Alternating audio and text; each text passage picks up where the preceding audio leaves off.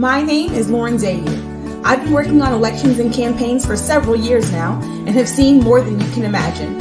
From city council races to congressional campaigns, I've done my fair share of media appearances, op-ed writing, and on-the-record experience. Normally, I'm writing words for other people, but this year, you'll be hearing directly from me. I'm starting a new podcast called Unbossed, Unbothered, and Unfiltered, where we're going to talk to real people to see how this election's messaging is being received and where it's lacking. I hope you'll join me on this new adventure by following Unbossed, Unbothered, and Unfiltered on Apple Podcasts, Spotify, and YouTube.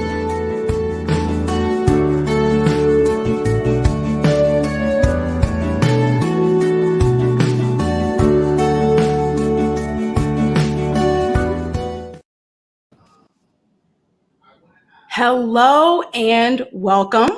My name is Lauren Zehyoue, and I want to welcome you to Unbossed, Unbothered, and Unfiltered Live.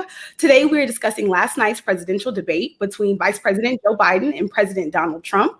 I want to make sure that we're all aware that none of the participants of today's call are former or current staff of anyone on the ticket.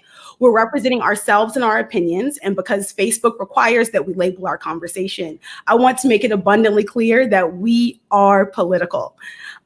Moving on to today's show, I am excited to get this group of dynamic women together. You're about to meet some of my favorite people in politics to talk with all the things that we're going to discuss today. And they both all know about my desire to do a podcast forever. So they're truly insightful and understanding, and their various locations give them unique perspectives on our political landscape. I am honored to have them joining with me in this adventure, and that they took the time to do so when there's so much else going on. Without further ado, I want to welcome Yol-itzma Aguirre, Veronica Bonilla, and Antonya Jeffrey. Hi, everyone. Hello. Hi, everyone. Hello. I'm ready. We're ready to go. Ready to go. So the first part of our show is called School and Life, where each of our guests is going to talk about some of the work that they've done and how they know me. And so let's go ahead and start with Yol-itzma. Hi, y'all. So thank you so much, Lauren. And I can't wait to just catch up with you offline. But I know we're all comms people, so I'll stick to the rundown. I'm very proud to be from Texas, and specifically from the beautiful Sun City of El Paso. And I think for me, school and life, growing up as a fronteriza, which is someone who grows up on the border, I've had the unique and distinct experience of growing up how we say over here, con un pie en cada país. So like one foot in each country. And that has totally changed my outlook in the world. We share our border with our sister city, Ciudad Juarez, which is where my parents are from. And going into comms work, let's see, I've been an ex-newsroom editor, ex-newsroom producer. So I was a newsie before I went into politics. Then I went into PR work, copywriting, writing taglines, jingles, speech writing, a lot of writing. And then after graduation, I made the leap to Dallas. And over there, I was really lucky to land on my feet working for a national Latino magazine. So my job for the next 4 or 5 years was to travel the nation, meeting the creme de la creme, the cream of the crop of Latinos, just in excellence, from Carlos Santana to rising leaders, new leaders, and everywhere in between. So looking back, not knowing what was about to come in the Latino community, I feel like this was also, we were talking about spirituality earlier. For me, I feel like this was God's protection on my heart, building that armor, right? So I lived in that bubble of Latino excellence for about 4 or 5 years, and then going into the top of, at the end of 2015, Donald Trump came down the escalators and said all Mexicans are rapists and criminals. Day one, which I'll get into later, people acting shocked like he's a racist. Yeah, day one, he said that. He told you. And so for me, I've never forgotten that. And putting that bullseye on my community's back, and by default, all Latinos, because white folks can't tell Mexicans apart, right? So, all the Latino community, we now had a bullseye. And then I realized I could no longer, live this cushy job of traveling and attending galas. And I made the leap to politics. And, that's how I ended up in DC. And I'm so grateful because, you know, at least now looking back, I'm so proud to have supported the right candidate, to have supported Hillary Clinton. I'm so proud of the work I did, Latino media and booking out there. And that's when I met Lauren, and we were the two Texas girls. I'm so proud that we were out there together. And honestly, looking back, God, I'm so grateful that we had each other, right? Because I Yes. had no idea how traumatic and emotionally scarring this was all going to be in the end. And so I'm super grateful that we had each other. And then I came home after I picked up my heart off the floor in DC. You know, I came home and knew that I had to keep fighting for Texas. So then I joined the Texas 23rd Congressional, which is 900 miles of the U.S.-Mexico border. And then I was really honored to be part of the historic Lupe Valdez campaign. First Latina, first LGBTQ nominee to win the governor's nomination in Texas. I don't know, like, people really don't understand. That was huge. So I'm really proud of her and to have been part of that. That's where Okay. We're really excited to have you, Yol-itzma. You know, I always love talking to you, so I'm really glad you could join us today. Yeah. Let's kick it over to Veronica to hear more about her journey. Hey, Lauren, thank you so much for having me on today. So I can't tell my story without also talking about my parents. They're both two immigrants from El Salvador. They came to Virginia in the early 1980s from a civil war. So that awareness of citizenship and that calling for government and public service was always in me, even though I didn't really tap into it until a little later down in my career. I didn't always know that political communication was where I wanted to be, but I always had a sense of advocacy and its importance. So I started out as a technical writer for a federal agency, and that's where I kind of dipped my toes into learning how to write about these really complex policies in English and making it easy for people to understand. But during this time, it was about 2013 when the immigration reform debate, the gun reform debate all failed in the Senate. And I realized that I have these talents and these abilities, and I want to use them for work that is more meaningful and purposeful. So I went to grad school and I met Lauren and Antonya there, and it's been an amazing journey since then.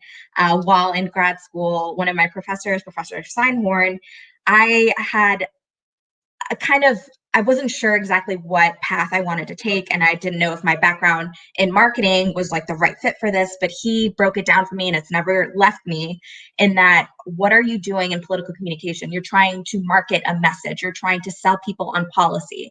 And since then, it's been history. And I interned for the League of United Latin American Citizens and the Congressional Budget Office while I was in grad school. That opened my eyes to what it is to interact with the Hill. So the next natural step from there was to actually work in a congressional office. And I started out with Senator Amy Klobuchar. And at the height of President Trump's election and the fight for election integrity and every single oncoming battle that you could think of, Merrick Garland, that really, what a place to cut your teeth. But and then from then, I went on to work for Congresswoman Norma Torres of California, who is a Guatemalan immigrant, the first Central American to be in Congress, which meant a lot to me. And we worked a lot together during the height of the children being detained and ripped away from their parents. And it was just, I will never forget that experience and how it formed me and shaped just what it means to be in Congress and be that voice of color and a person of color where there are so few of us there. And now I've kind of switched it up and gone the trade association route to kind of get that view, that full picture view of how advocacy works. And that's been it. So. Thank you, Veronica. I'm excited that you're here too. And last, but definitely nowhere near least, we have Antonya. Hi, everyone. I'm so excited to be here. I'm Antonya Jeffrey. I am from Brooklyn, New York. I am the daughter of two Caribbean immigrants. And I'm really passionate about communications, politics, criminal justice, economic empowerment, and however they intersect. I would say that, like, I've always kind of known that I wanted to get into this area, but just didn't really know how. And I think the thing that did it for me was when I was in college, I was in a communications class when I was doing some like volunteer advocacy on the side. to get a final stay of execution for Troy Davis. And ultimately that failed. And that was actually my first time being super disappointed in government and seeing how it can fail you in so many ways. And in the middle of a communications class, I was like, what can I do? How can I use my life and my career to really change the tide for the things that I want? And it kind of led me down this path that had the mix of all of the things that I just mentioned. As y'all have already heard, I know Lauren from grad school. When I went to undergrad at Syracuse University, and when I decided that I wanted to go to American in DC, I was moving. I didn't know anyone in the DC area. So like I was like, there was a bit of excitement because I was in the nation's capital and I had never been here, but also I was like fearful because I was taking like this big leap and I didn't really have a network around me. And finding those ladies in grad school really saved my life. I don't know how I would have made it through. And also we were in graduate school during the 2016, like the early parts of the campaign. And it was interwoven into all of our curriculum. And so I was getting like real life experience at what I thought then was the most important campaign of my life. And then now I'm saying the same thing again 4 years later. But it was groundbreaking in so many ways. So like professionally, I went like in the middle of grad school, I started working for a consultant firm, and I was consulting on multiple different races, including Pramila Jayapal in Washington, which was one of my favorite races to work on. And also my biggest client at the time was HRC and that campaign. It completely consumed me. And me and Lauren would talk all the time because she was also working on it in a different capacity all the time about what was going on. And I remember election night really changed my life. Because of all of the things that I saw throughout the race, it changed the way that I viewed America. And it made me open my eyes to people who were right next to me, who I had no idea held the beliefs and standards that they did. I was naive, I would say.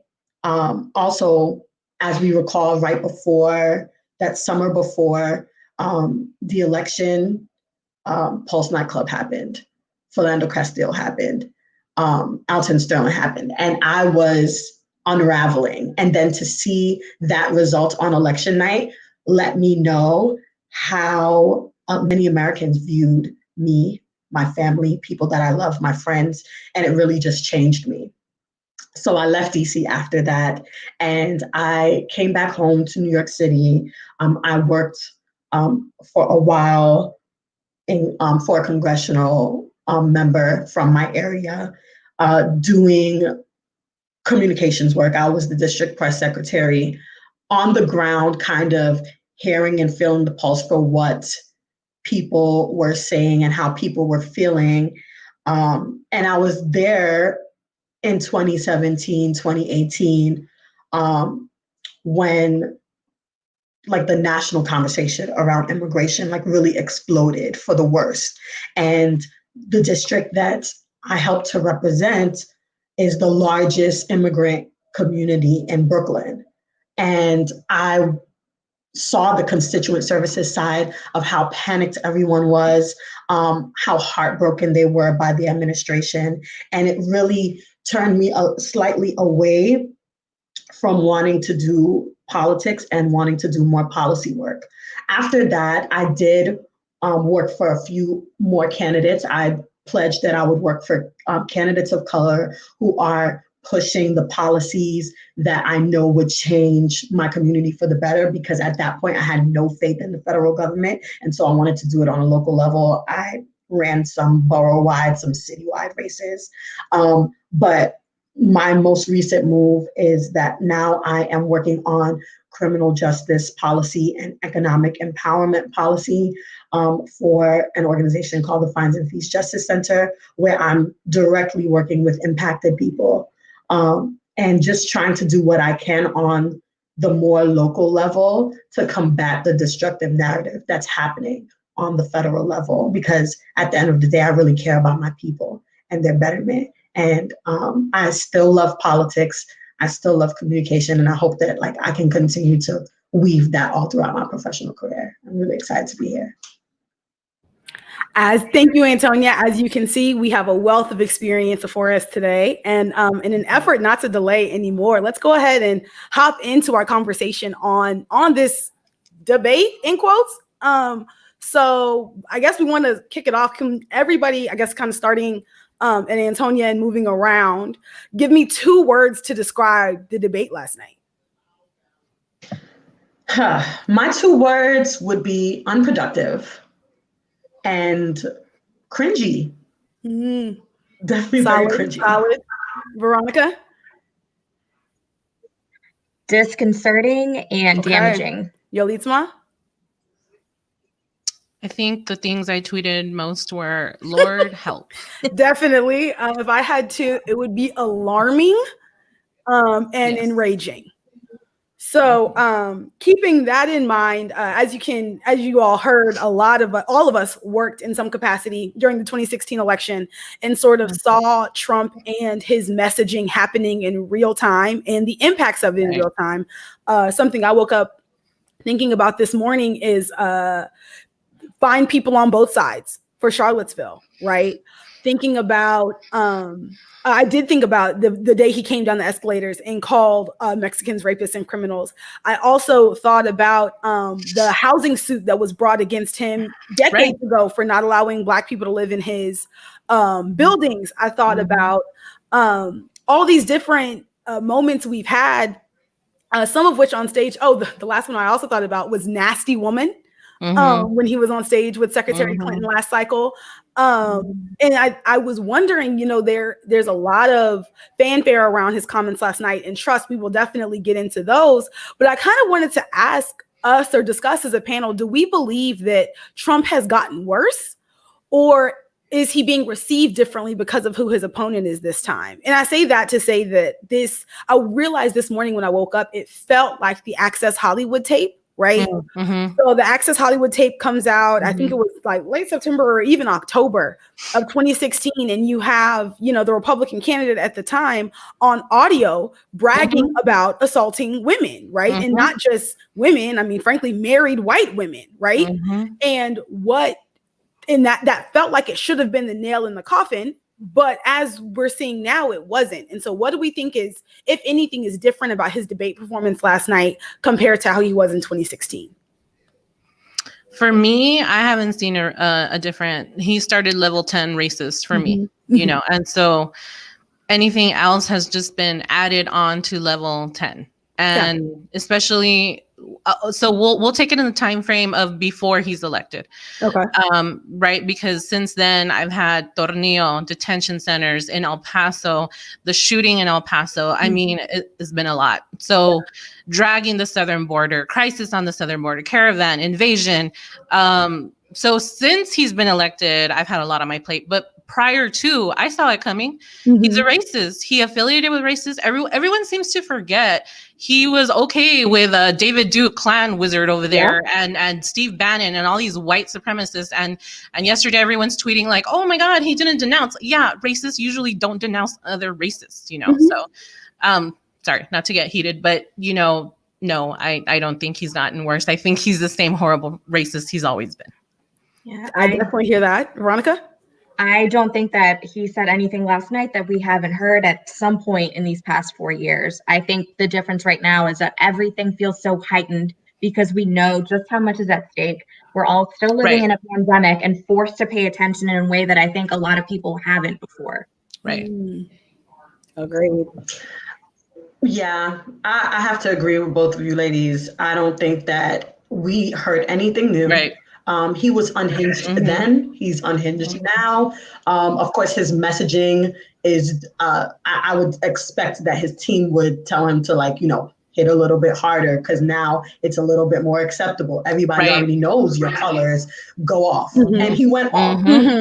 So yeah, the people who are talking about or seem surprised by anything that was said last night has not been paying attention to the last 4 or 5 years, because he was this way from the very first moment that he announced. Completely agreed on that. Keeping that in mind, I think we should transition into Hold Up, right? Which we know is something we think people aren't necessarily talking about. So I'll say, for me, I acknowledge the takeaway from the night were his comments to the Proud Boys, which I said we will get to later. But if I can be honest, Vice President Biden made his own waves last night as well. The most notable to me, saying that he is the Democratic Party right now, and so the platform is him. I think that's really interesting. I think it's bold, even particularly coming off of the primary that he had, right? Where there were a lot of people who, wanted different things in this election. There were a lot of different brands of Democrats. It probably was the most crowded primary for Democrats in recent history. We normally don't do the 17, 20 person primary. And so to see him come out of that primary with himself as the standard is a bold stance. I fully acknowledge why it makes sense to him to do that. I think it was a tactic to not have to answer to people of the left, right? So if you are the standard for the party, then when they ask you questions about what people want from the left in different capacities, you don't have to answer that, because for you are the standard, which is what I think he was trying to do. But I do think it was an interesting messaging ploy for someone who is still trying to unite that party and still trying to bring people together to set themselves as the standard. But keeping that in mind, Antonya, did you want to? No, yeah, I just wanted to say that, like, I agree, but I also think that, and this I saw this happening throughout the debate performance last night. Donald Trump got under Joe Biden's skin, and I think that things that he said is his actual thoughts. Like, he was trying to, like, push back. So he was like saying all of these feisty comments. I don't think that's something that his comms team would approve of, that he said, but I think that he felt the need, because he was getting dragged a lot, to be more jabby and to, like, the overall theme that he was trying to do of seeming presidential in comparison to Donald Trump. I think that was a part of that. And so I'm actually, even though it bothered me, because no, you're not.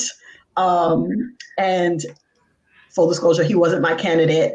I won't hold that against him. Okay. Yeah, I agree. To me, it very much felt, and anyone who's had I'll say an older sibling, and you get pushed around and pushed around, it felt like that moment where I agree totally. I don't think he meant it. I think he wanted to say, "I'm going to kick your ass," but he knows he can't. And so when he said, you're being pushed around by the left, they're going to do it. It was his way of saying, no, I'm not. I'm my own man. I decide. When reality, he doesn't. It's a democracy. We're Democrats. But I think he just got caught up in that moment of trying to show him up, and it was like this weird fight between them. And yeah, I took it the exact same way, though. I don't think, like, had he been debating a rational, competent man instead of Donald Trump, it would have never gone down that way. That would have never even come out of his mouth. I definitely agree there. And Veronica, did you have anything you want to say? Both of these ladies captured it, Lauren. Fully understood. Okay. Yeah. Well, did anyone else have anything they thought maybe hasn't been brought up about the debate last night that they found interesting? Yeah, for me, my takeaway moment was the tax code. And of course, we'll get into the racism section later, which I have all my Latino notes. But that moment really stuck out to me because there was so much going on. It kind of flew under the radar. But I remember tweeting, hold up, did he just admit on national TV he hustled the tax code? Like That was insane to me. It was that moment in A Few Good Men where Jack Nicholson finally admits it. He ordered the code red, and like the whole audience stays quiet, and then Tom Cruise is just like, "Did y'all hear that?"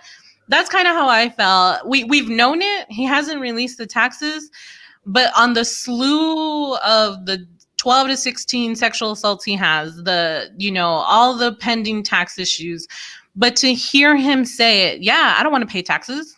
I work the code, and like basically anyone else who doesn't is a sucker, right? So to me, that was like a big takeaway for anyone, because the reality is there's a lot of voters that maybe aren't impacted by the things I'm impacted by, and whatever, that's a whole other conversation, right? But even for that, can you understand that the president of the current man occupying the Oval Office is hustling the people of the United States of America? And like that really hasn't made a big buzz, right? So that was my takeaway. I agree completely, Yol-itzma, that did not get the shine it deserved. And again, in another debate, in another parallel universe, that would have been what was brought out of the conversation. But I do think that matters because speaking earlier, we were talking about whether or not Trump has changed or gotten worse. We know that in 2016, Trump was actively bragging about not paying taxes. We know that, and at the time, people attempted to convince us that that's because he was such a great businessman. Like, he just finds all the loopholes and doesn't have to pay. I think the actual, and granted, Trump did try to refute them. I don't know where the New York Times got their numbers, but I do think actually seeing the numbers in print, also in contrast with how much he is purporting that he's making. We don't know if those numbers are true either. There was like a moment of him actually having to account for that that hasn't happened thus far. And the fact that in his deciding to account for it, his account was that the rest of us are suckers for not doing what he's done is wild.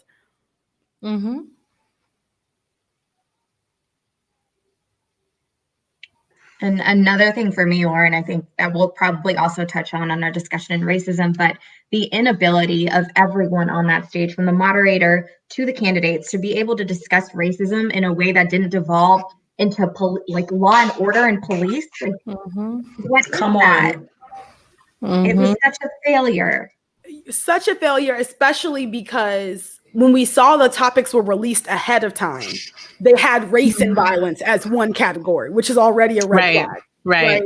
Then we get up there, and I do agree, Veronica. I think the moderator is a whole separate conversation. But yeah, eventually it on both sides devolved into a conversation on law and order. And I understand that Vice President Biden is attempting to differentiate between law and order and then law, order, and justice, which is interesting. I haven't decided how I feel about that turn of phrase yet, but it did definitely devolve there rather quickly, and then rapidly spiraled into a conversation on violence and which side is more violent and all of that. It already, for being a conversation moderated by a Fox News moderator with race and violence in one category, it still managed to find a new floor. So I completely agree with you there. I also just want to add, because I wanted to bring that up at some point. I just don't understand how we still haven't figured out a way to discuss how expansive race is, and that it does not have to be associated with the things that we associate it with. It's beyond me that on this stage where you have a moderator and two people who want to be the president of the United States, that they can still simplify people of color and confine them to certain issues, when we can really talk about specifically Black people. We didn't talk anything about like equity with Black people. We didn't talk about like maternal mortality rates in Black women. There are so many other intersections, and it's embarrassing to me and it's offensive to me that whenever Black people are talked about on the national stage, it's always within the realm of criminal justice. It's embarrassing at this point. I agree. It is embarrassing. I think a host of the issues last night classify as embarrassing. And a lot of the performance was also embarrassing. As we transition, before we transition into I Ain't Sorry, I do want us as a collective to talk about the obvious takeaway from last night, which was the president giving a command to a right-wing militia, violent terrorist organization to say, I think it was stand back and stand down. Yeah.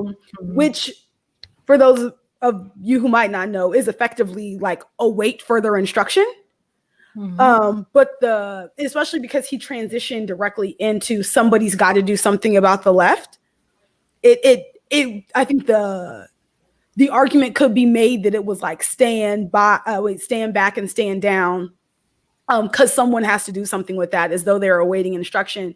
And the reason I say it can be taken like that is because, according to Twitter and Reddit, that is how members of the Proud Boys took it. I don't share white supremacist propaganda. Y'all know in the first episode, I have no tolerance for that. But what is interesting is the Proud Boys have now included that as a part of their logo, like stand by and stand down. And so they definitely took it as direct command. I think I heard references to it being a shout out. And it's alarming. It's terrifying, honestly, that they feel like they are taking direct orders from the president. And we know that this is a president who has encouraged violence through his supporters in the past. We know that when protesters showed up to his rallies in 15 and 16, he would often, beat them up, I'll pay the medical bills, and they won't come here anymore. And so to hear him attempting to give orders on national television like that, that's definitely a moment that needs to be discussed. Yeah, I feel like Senator VP nominee, first Black woman, Indian woman to be nominated. Shout out Kamala Harris. I feel like she really said it best. She said, it's not a dog whistle, it's a bullhorn.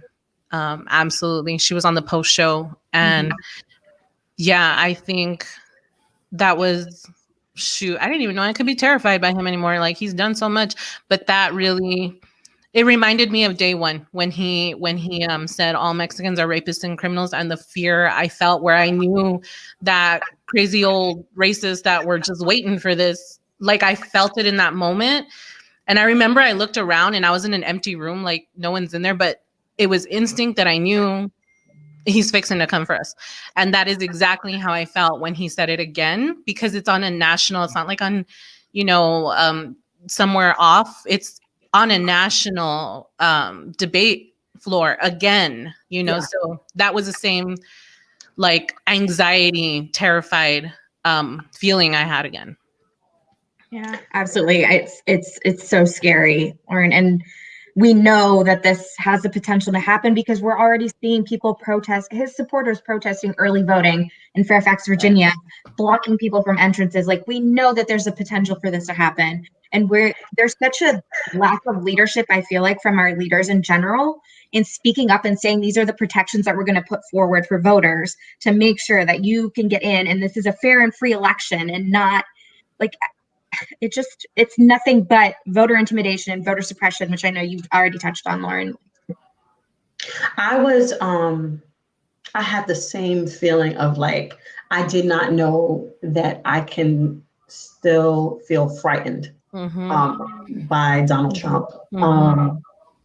And I felt it a lot in 15 and 16. And I had that same feeling that like, I am literally worried about my own life, because I know that that's directed at me. That energy is directed at people like me. Beyond that, though, I think that when we juxtapose the way that Donald Trump talks about Proud Boys and acknowledges or doesn't acknowledge white supremacists, but openly and outrightly like talks down on peaceful protesters and people who are angered by all of the destructive policies that he's put forth that affect Black and brown people. Mm-hmm. I just don't see how anyone can say that he is not outrightly racist. And that was another example. I have my own family members who are Republicans and who cannot say Donald Trump is a racist. When we are experiencing it, people who I know that live outside the country, they're just like, how is this tolerated? And again, it goes back to what I was saying in the introduction, that Trump really gives voice and amplifies the voices of people who have held these views and these beliefs, but have concealed them because of how they saw the tide turning in American history. He's rolling that back. So he's empowering them in this way that is extremely destructive. And that Proud Boys moment will be etched in my memory. And it's interesting you saying that, Antonya, because also something I was thinking about is full disclosure, it wasn't needed. As in, his supporters have made it clear that they are violent on their own, right? Right. Between Kenosha and Charlottesville and the El Paso shooting and these other moments that have been direct responses to his rhetoric, they didn't need their own call to action. If they were already empowered by the veiled references to them, like a direct reference, especially if it's perceived as a direct call to action, it made clear what his intention is as far as after the election. They will be even more empowered, I think, to take to the streets and do what they have been doing, but in a more organized and coordinated fashion. And that is actively concerning. And keeping just in an effort to keep us moving, I do want to move into I Ain't Sorry, as far as if there is anything, a take you had from the primaries or any type of reference point that you're unapologetic about right now. We can start with Veronica to mix it up. Right. I think the point that this is so much bigger than the candidates who are on the ballot. This is, what do you want to see from your democracy? Are you fine with how things are going right now? Is this what people died for? Honestly, are you willing to accept this? I know we're all exhausted and our spirits are broken and our heads are bloody, but they're not unbowed. We have to keep on going. We can't give in to everything that this administration is throwing at us and wallow in our despair. This is not the time to let off the gas. Take your rest, unplug, but please come back and stay engaged. Okay, I appreciate that. Antonya? I think for me, it's that there are many issues in every campaign that we can be focusing on. But in this particular moment in time, if we're not talking about the economy, about climate change, about racial justice, racial and economic justice, we're not talking about anything, because without viable plans to get our way out of those things, we literally won't be here. In so many ways, this is a life or death type of election. And I've been in a lot of group chats from last night to now where people are saying this is why I don't vote, or this is why I'm not going to vote. We literally cannot afford to vote. This is existential. And in every room that I'm in, on every platform that I'm on, I'm going to say that if you are not voting, you are a part of the problem. And we can actually make the changes. I don't want, similar to Veronica, I still don't want us to lose hope in a way. And hope just seems like a word of the past to me sometimes. And I get very emotional when I talk about hope, but I just can't. I can't let my foot off the gas, and I don't want anyone to do that either. Yeah, I feel man, it's been a lot. And I'm tired. Yeah. But, you know, as I was going through the topics, I kept coming back to the thought, like, but what happens if we don't win? And so I think, to reiterate a lot of what has already been said, for me, it's just like, to decide is to put to death all other options. And there cannot be anything else but to decide to vote, and to get out there. And I feel like this also resurfaces a lot of anger that I had from the 2016, where people were like complaining about, oh my God, well, she's on oil and this and that. And I remember like all these people, and that's my prerogative to still be mad about it. But for me, I was like, but do you understand what will happen? Why slash the other 3 tires because you don't like the car?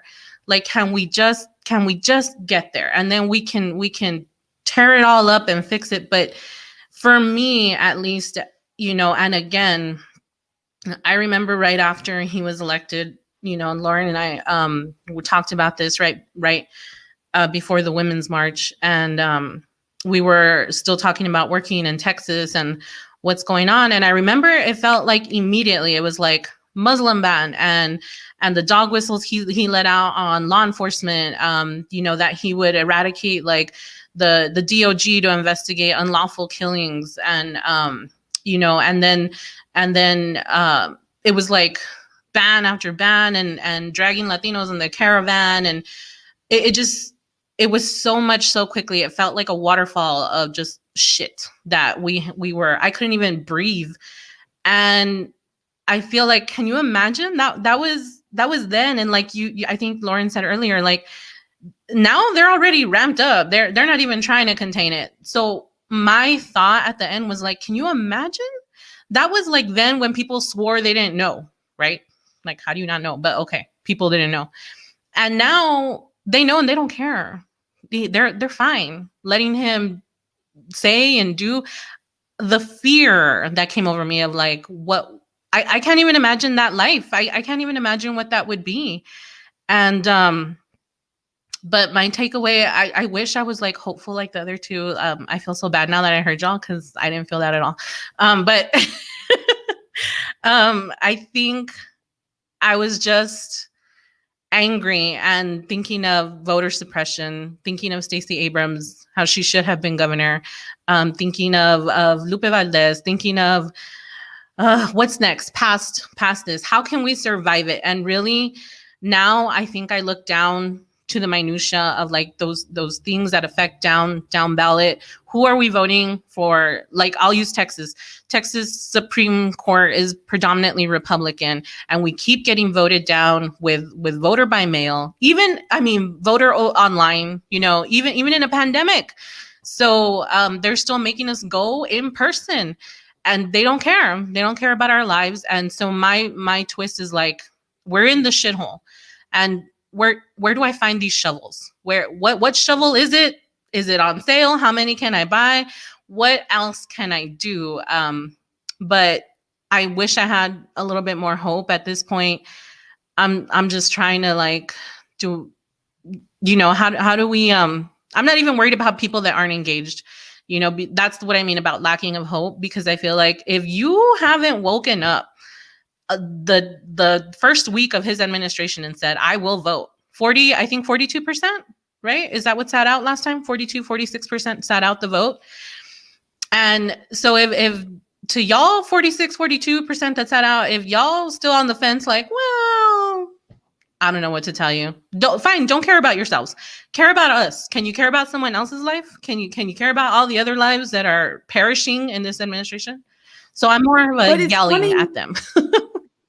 But it's funny to hear you say that, Yol-itzma, because, and I'll get into my I ain't sorry in a second, but I want to take a moment there to talk about other people, because that's also been part of the battle around COVID as well. Yeah. Right. That, people are, actively invested in their own desire, but not particularly concerned for the people around them, whether susceptible or immunocompromised or whatever. And so I do think there is a there is something in American culture about the individual being what's most important and not being as invested in the communal. And I think we see that show up a lot of different places.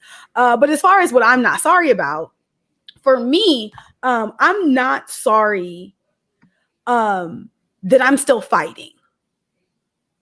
So it's one thing to let it go. I mean, I mentioned to the ladies prior, or I might have mentioned on the show, I can't remember, but the Access Hollywood tape, right? I remember in 2016 when it happened and we felt like it was open and shut. Like, obviously, nobody's going to vote for this man. How could anyone be invested in him? And in reality, they did. And here we are, right? And so for me, I'm unapologetic that I'm still fighting. I will that we're still fighting white supremacy. Echoing Veronica's comments, it is bigger than the actual people on stage. The president has made it clear who he represents, who he's invested in representing, and I think we have to fight this because that's what's left to do. And again, I was telling my sister, I was like, I feel like there's fighting that's military and together and coordinated. And then there's guerrilla warfare where sometimes you're in the thick of it and you use what you got to get the job done. And so it definitely feels more like the latter. But if that's where we are, then it's where we are.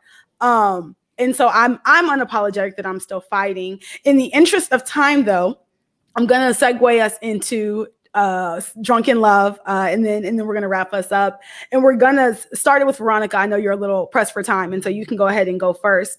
I want you to give me something that either you didn't get a chance to say earlier, or something that you've been completely consumed by, and then let us know the beverage of your choice on today. And building off of your comments on COVID, Lauren, just taking care of each other and acting like a community. We've seen so many people pass away, and it just feels like we're not grieving or mourning or acknowledging any of it. And I can't understand it, and I refuse to accept it. So love on each other. And we're drinking water because we're staying hydrated out here. Sounds good. I'll go ahead and go next. And for me, something I wish we had gotten a chance to talk about earlier that I am concerned isn't being discussed is that, needless to say, the president is not the only person on the ballot in November. And a host of his enablers in the Senate are as well. Off the top of my head, I'm thinking about Mitch McConnell and John Cornyn and Lindsey Graham, who are also in the Senate with real challengers, right? Jamie Harrison is coming for Lindsey Graham with everything in him, and I'm loving seeing it. But keeping that in mind, we can't allow the president to be the only one who goes down. My main concern actually is that everything this president has done has been because the Senate has allowed him to. And in the event that he calls this election illegitimate, or is, there's some issues with election day, that will be on the Senate to discuss. And needless to say, like, if your challengers are doing well, you don't want this election to be legitimate either. And so while we are definitely all eyes on the president and making sure that honestly, for me, the day after election day, as long as we can start referring to him as former president, that works for me. But we cannot let the Senate escape our gaze, because again, even if Vice President Biden wins and we still have a Senate majority of Republicans, then we won't be able to get done the things that we need to get done. So that is something that I wish I had gotten a chance to get in earlier. As far as what I'm partaking in today, I'm having a mimosa, because this is a celebration, and I'm very excited to have all of you here for this first episode and debate recap. Antonya, what would you like to give us? So the two things that I really thought about a lot was, I expected for there to be a discussion about the Trump administration's attempt at defunding the USPS, and there wasn't. I expected real-time fact-checking of all of the lies that he told about voter fraud. He lives in a sea of lies, and I just don't understand that. I'm gonna do this in three. So the second thing would definitely be like the only moment that I realized that I wasn't in the Twilight Zone was Joe Biden's direct to camera moments. I'm like, oh wait, we're still here. All of America is watching this. He's talking to us. We're in the conversation. And I want everybody to keep that. Like if we were to do a reel of all of his direct to camera moments, I think that like those are like mini messages to us as voters. And then the third thing is that I need to see a Black woman moderating this next debate. I don't know what Chris Wallace was doing up there. I do think that it would have been hard for any moderator, but I just want to see something different. And I just know that like Black women hold things together. And I want more for the next debate because like going back to the beginning, I said that I thought it was unproductive and that we didn't get anything out of it.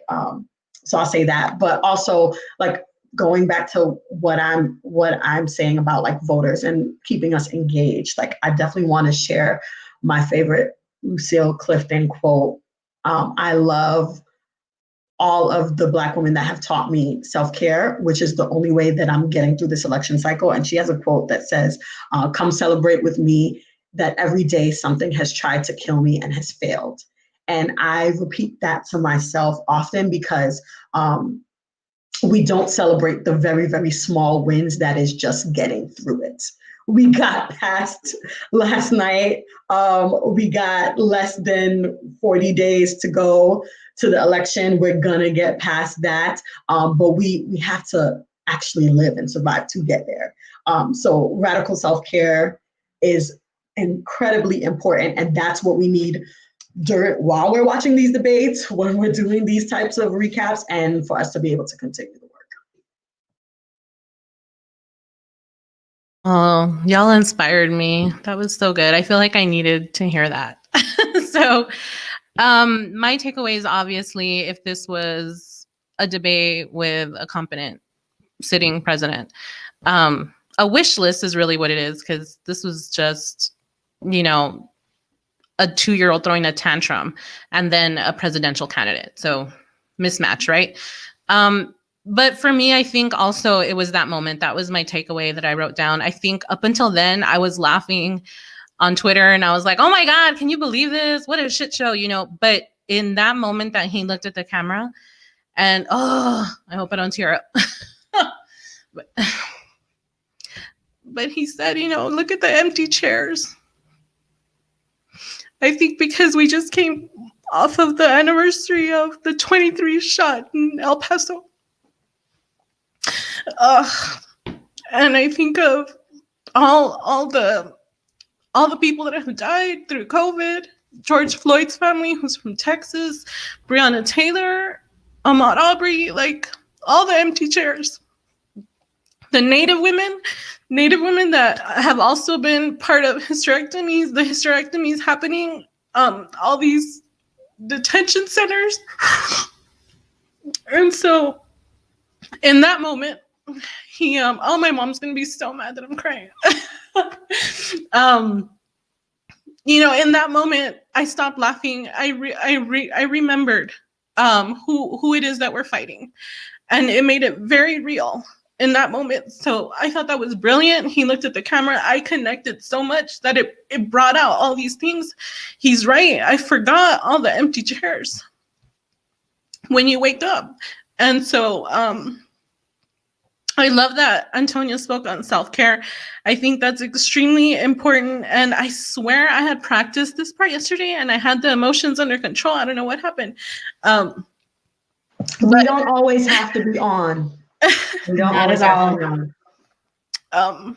But yeah, I think it's a very real thing to remember those lives, honor those lives, fight for those lives that don't get to sit at the table anymore.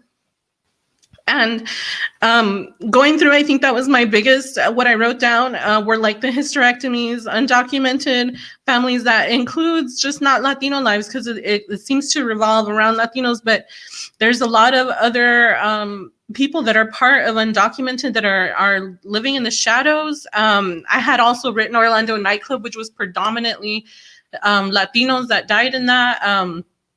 And so like, just thinking of all the empty chairs, that was really my my biggest takeaway. And also something that like we didn't touch on is how everyone's struggling still. They only passed 1,200. Everyone's been surviving on 1,200.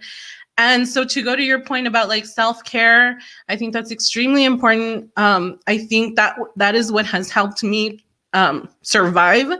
That's why I launched Nobleza. I feel like the only way I could live through this and combat this and not be consumed by the rage, consumed by the hate, because I was at that point. I was consumed by it.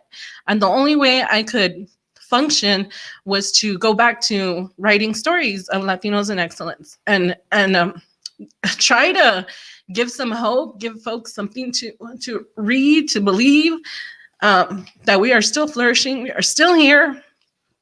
And so, yeah, I think to touch on those points, that was my biggest takeaway, just all the communities that were left out of the conversation. And I don't think we're ever going to get there, because he's not that candidate. You can't have that conversation. So if there's one thing I could leave to his comm folks, we're playing on a whole different field here. This is not going to be about an educated debate. You're just going to have to like pick out talking points and reiterate that. Play his game book the way he did with Build That Wall, which will be marked in my brain and my soul the rest of my life. But I wish Biden would have really come harder at him in those moments, like when, no one calls him out for Central Park 5. No one calls him out for discrimination in housing. No one calls him out for other things. When you have the attention of the nation, just keep repeating it. He wants to talk about this. Well, what about El Paso? What about Central Park 5? Like, repeat it till people hear it in their heads the way they do Build That Wall. Why can't we play that same game? That's what I don't understand. I think that's what it's going to come down to, sadly, because we are also a generation of that we all grew up on reality TV. And I think that's what it's going to be. How can we hold those 8 seconds of attention of people? And so I wish his comms team would really take a page out of his own playbook and reiterate, keep hitting him with that same point. You don't even got to make sense. He doesn't make sense. You don't even know what he's talking about, But I apologize for crying. Thank you guys for bearing with me. Don't you ever apologize for crying. Oh, my mom's going to be so mad. I already know. She's upset. I think, again, crying is a sign that we're alive. It happens at birth, and it's true until we return. I do want to thank you all so much for this conversation, and thank you to everyone who watched as well. This has been a dynamic way to get us started. I think all of you are so insightful, and I really do appreciate your time in being here today. If people are looking for you or want to connect with you afterwards, what's the best way to find you, real quick, for all of you? Mine's just the best way to. No, go ahead. Oh, mine's just Yol-itzma.rights. That's it. At Twitter. I'm on Twitter. On Twitter. Antonya. I'm at Miss Antonya J on Twitter. Definitely, I'm always willing to hear dialogue, whether you agree with us or not. So tweet me. Same here. I'm on Twitter at ESB. Okay. Thank y'all so much for your time today. Again, everyone watching as well. And if you want to see this conversation again, it will be here on Facebook and also on YouTube at the Lauren Zehyoue YouTube channel. And, if you're looking for me, you can find me at Lauren Zehyoue or, and also on Twitter, and then on Instagram, also at Lauren Zehyoue. I wanted to bring everybody's names up just so people can see you on the way out. Again, thank you everyone for your time. And I hope that you tune in for more Unbossed, Unbothered, and Unfiltered. Have a great day. Take care, everyone.